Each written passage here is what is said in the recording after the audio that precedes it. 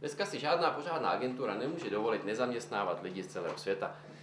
Samozřejmě tahle ta multinárodnost sebou nese celou řadu různých komplikací.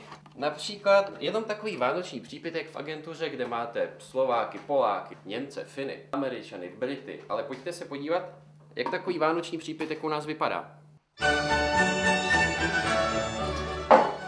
Perinteisessä joulujuomassa tarvitaan hivenen vodkaa.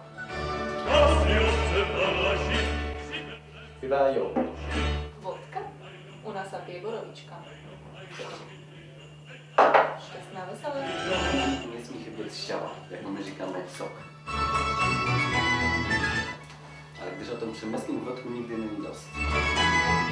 Šťastné Vánoce. Now this is traditional Christmas English punch. God save the Queen. Merry Christmas. God bless America. English punch might be good, but this is the real deal. Merry Christmas. Ordnung muss sein. Wir bringen jetzt deutsche Kultur nach Tschechien. A teď už nám chybí jenom něco opravdu tradičně českého.